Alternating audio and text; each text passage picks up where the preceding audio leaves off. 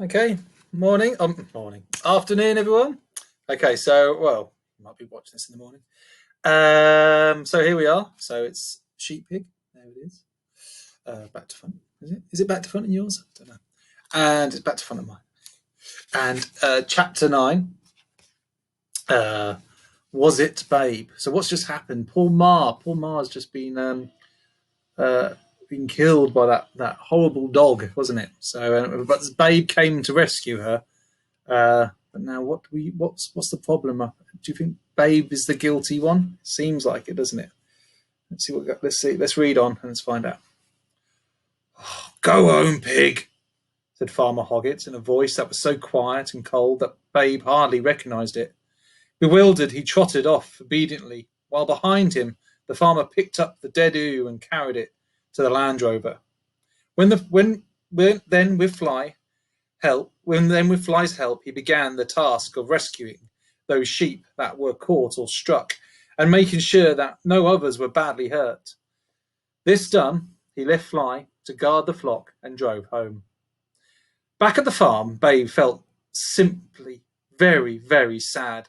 The sky was still cloudless, the air still crisp, but this was a very different pig from the one that had cantered carefree up the hill not half an hour ago.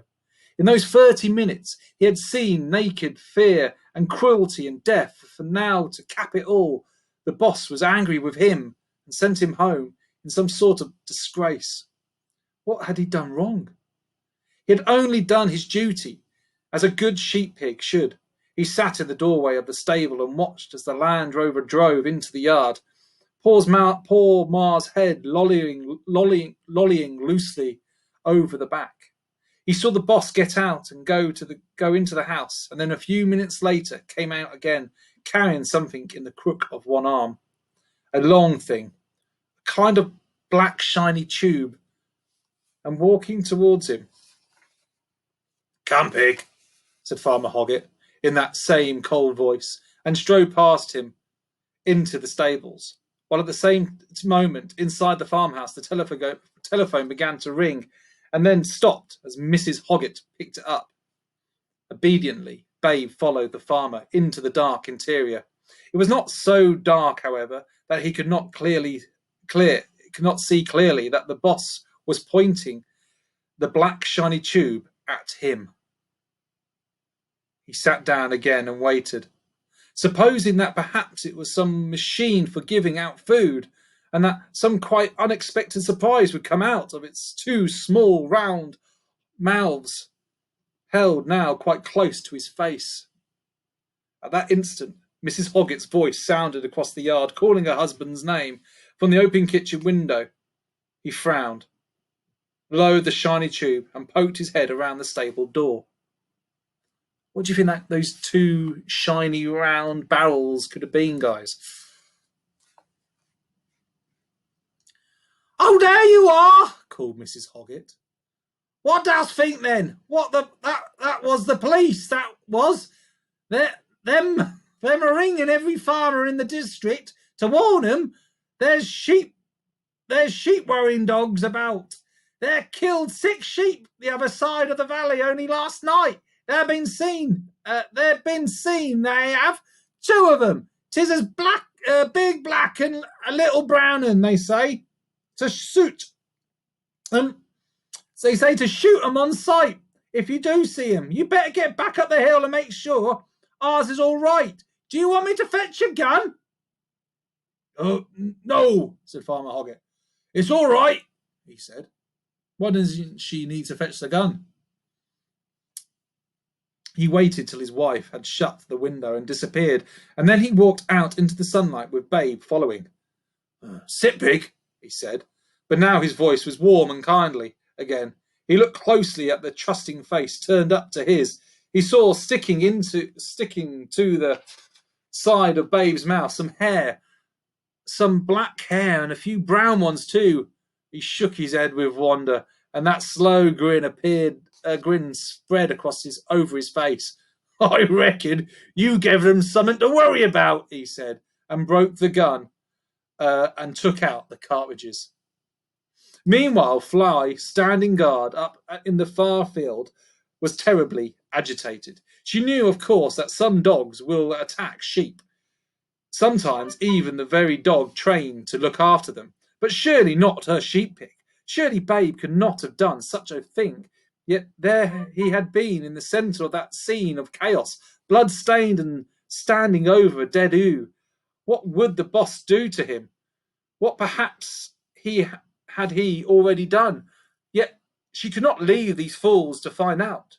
She at least though, she suddenly realised, they could tell her what had happened. If the shock hadn't driven what little sense they had out of their stupid heads. Never before in her long life had Fly sunk to engaging a sheep in conversation. They were there to be ordered about like soldiers, and like soldiers never to be answered back. She approached the nearest one with distaste, and it promptly backed away from her. "Stand still, fool," she barked, "and tell me, who chased you? Who killed that one?" "Wolf," said the sheep automatically. Fly growled with annoyance. Was that the only word the half-wits knew? She put the question differently. "Was it Pig that chased you? Was it Babe?" she said. "Babe," bleated the sheep eagerly.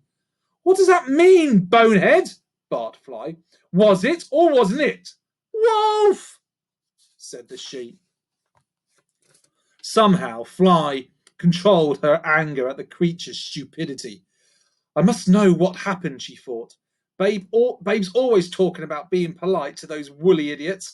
I'll have to try it. I must know. She took a deep breath.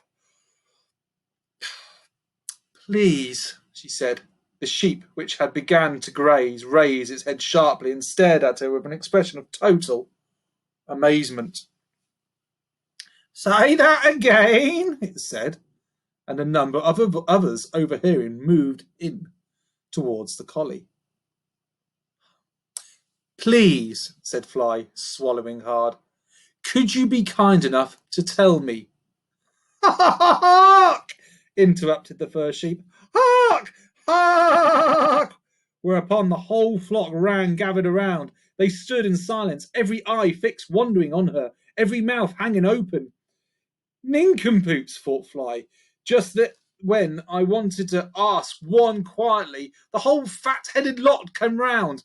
But I must know the truth about my Babe, however terrible it is.